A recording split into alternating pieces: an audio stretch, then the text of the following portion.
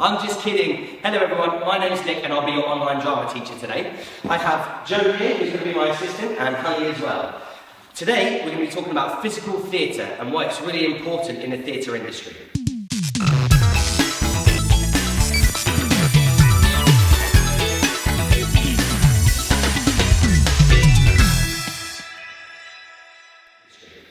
Now, physical theatre has dated back many years ago, from ancient Greeks all the way to black and white movies, and even today in motion capture, such as Lion King and Planet of the Apes.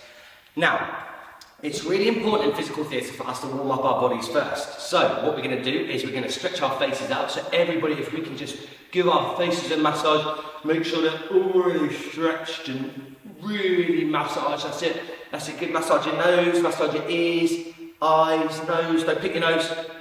Good. And let's fill our lips out as well. Good. Try not to spit all over your camera. Good. Excellent. And shake out our right hand. 1, 2, 3, 4, 5, 6, 7, 8. Other hand. 2, 3, 4, 5, 6, 7, 8. Shake your leg. 2, 3, 4, 5, 6, 7. And other leg. 2, 3, 4, 5. Don't kick the cat. 6, 7, 8. 1, 2, 3, 4. 1, 2, 3, 4. 1, 2, 3, 4. 1, 2, 3, 4. 1, 2, 1, 2, 1, 2, 1, 2. Good. And shake everything out. Excellent stuff, cool. Let's give ourselves a nice big roll of our shoulders as well. And reach right up with one hand, and reach right up with the other hand. Brilliant, okay. First exercise, we're going to start off with an imaginary ball of flubber. Now, with a flubber ball, it can transform into any shape that you want it to. So I'm going to start off with a nice round ball. And it's really important in physical theatre that we tell the story through the shapes that we create, and we make it really obvious. Because if I was making a pencil like this, it'd be nice and clear that that's probably a pencil. Whereas if I made a pencil like this,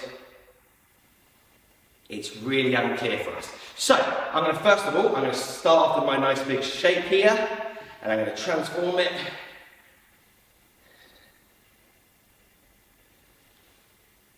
into a nice big love heart. Lovely. And I'm going to pass this all the way over to Joe. Here you go, Joe. Good, and Joe's going to transform this big ball of flubber just by using his body. Excellent.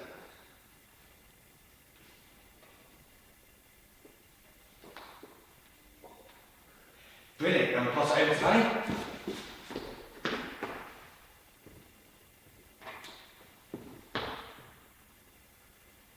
I'm guessing that's probably a weight. Really nice heavy weight. And because it's a really heavy weight, I have to hold it and catch it like it is a really heavy weight. It's like this, okay? Cool, and then I can turn it back into a nice, tiny piece of chewing gum. Lovely. I'm going to take it out. I'm going to throw it to you on camera. And you can transform it into something. Excellent. Cool. Brilliant. So, throughout these lessons, guys, we're going to play a little game. So, when you see a photo pop up on your screen of a silly face that us three will be pulling, you guys have to match the faces as well. So, for example, if we pull this face, then you guys would have to copy that face. Okay? This just gets our faces warming up, and it's really important in theatre because we use our faces to tell expressions through our body. So if we're sad or happy, then we can tell that through our face. Okay, game number 1. We have to make sure our bodies are really nice and warmed up for physical theatre. So, this game is called Buzzy Bees. Now, some of you might know it, but for those of you who don't, I'm going to give you a letter in the alphabet. And I want you guys to think of something that starts with that letter and make a shape of it through your body. For example, if I said the letter F, you could be a frog. But no sound, okay, so we need to make sure it's a frozen image of you being a frog. So you could be down on your haunches like this. Yeah, or you could be a fork, alright, so maybe you could be some sort of fork like this, a bit of a weird fork, isn't it? Okay, so, with Buzzy Bees, obviously you have to just run around in a circle as Buzzy Bees, because that's the part of the game. Ask me why? No reason, we just like to buzz around like Buzzy Bees. Alright, so buzzing around everybody, buzz around. Your first letter is going to be the letter D. So think of something to begin with the letter D, guys. Try and make it really out outside the box, something obscure that nobody will go with as well. I think I'm the same as Honey. Okay, can you guess what we are? If you can guess, brilliant. I'm going to turn around and guess Joe's. A duck. A dinosaur. I was also a dinosaur. Okay, cool. Brilliant, okay. Should we play another game? Let's go again. Ready? Buzzing around like Buzzy bees, maybe the other way this time. Buzzing around. And freeze. Your letter is the letter P. Are we ready? Go. 10, 9, 8, 7, 6, 5, 4, 3, 2, 1. Have a guess what you think we are? Let's have a look at Joe's. Are you a pencil? Brilliant. I'm really good at guessing. Are you a pond? Go on, tell us what we are. It's a plate. A plate, good. Can you guess what I am? I'm a penny. Not a pound, a penny. Probably could be a bit more circular. Okay, good stuff. Right, our second objective is, I want you guys to think of your favourite film. Now, this can be an animated film, maybe a Disney film, or it can be a scary film that you like. But think of that film in your head, and I'm going to count 10 seconds, and what I want you to do is make a tableau. Now, what a tableau is, it's a frozen image that tells us what you're portraying, okay? So if I was to do a frozen tableau of Titanic, for example, there's a really famous moment where she's standing on the edge of the boat like this, and that can be Titanic. So, have a think of your favourite movie. I'm going to count 10 seconds, and I want you to portray that movie. Are we ready? 10, 9, 8, 7, 6, 5, 4, 3, 2, 1, go! Okay. Oh, I think we might know what this one is. Any guesses? Is it Spider-Man? Yeah. Brilliant, Spider-Man. And Joe. Oh, that's like another Avengers film, I think. No? Joe's laughing at me, so it probably isn't the Avengers film. Joe, tell us what you are. Star Wars. Star Wars, okay, brilliant. Excellent, guys, well done. And that is the end of our game number 2. Okay, next exercise, what I want you guys to do is take a look out of your window. See who you can see walking past. Is it the postman? Is it somebody walking their dog? You can use this in your house as well, so if there's a brother or sister walking past the TV screen, I want you to observe the way they walk. Now, by doing this, I want you to see what part of the body they lead with. I'll give you an example of this. All of us walk in different ways, okay? And it's a known fact that not a single person in this world walks the same way as you do. You're unique in the way you walk. So, I want you to identify what part of the body somebody leads with. Is it their nose, their hips, their eyes, their shoulders? Okay, so I'm going to give you an example now. Joe is going to walk across the room for me. I want you to see what part of the body he's exaggerating as he walks through the class. Ready? Off you go, Joe.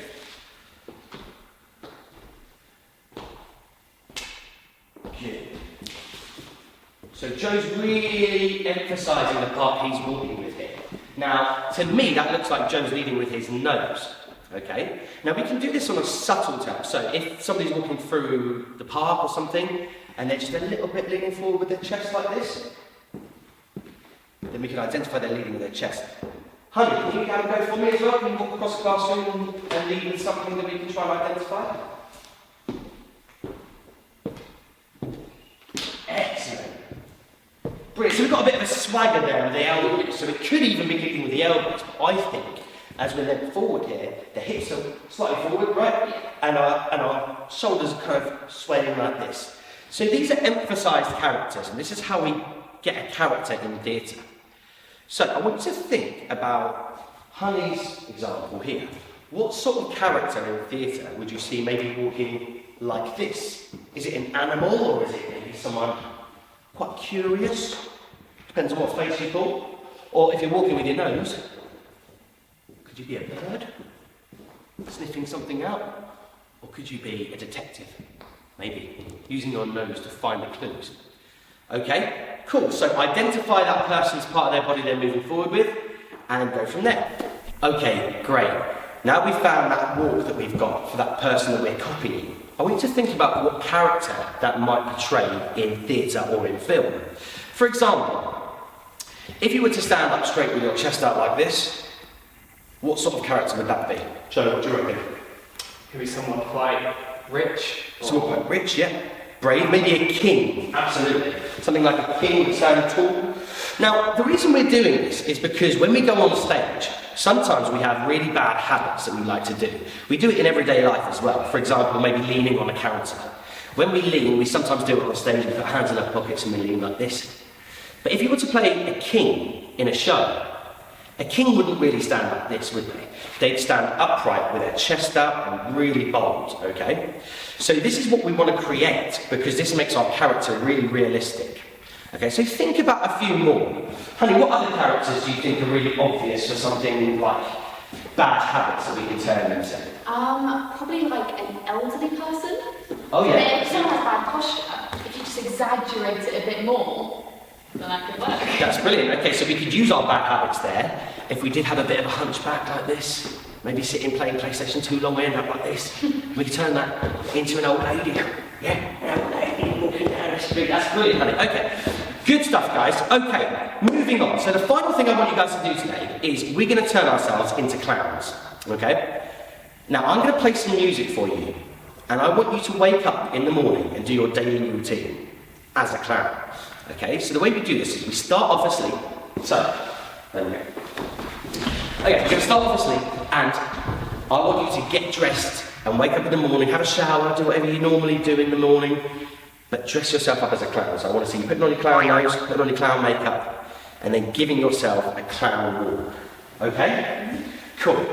I'll do it as well. So, I'm going to start playing some music, and off you go.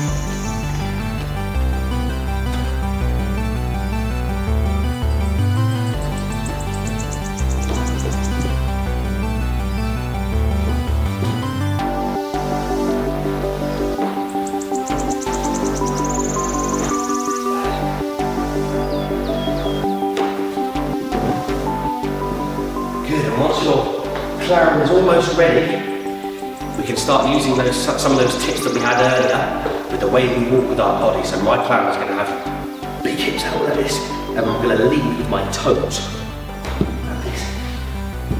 So walk around in space, see if you can get that walking clown. Does your clown move fast maybe?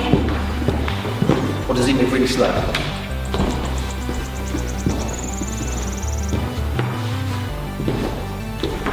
Excellent, well done everybody, and that confirms the end of our lesson number 1. Bye bye.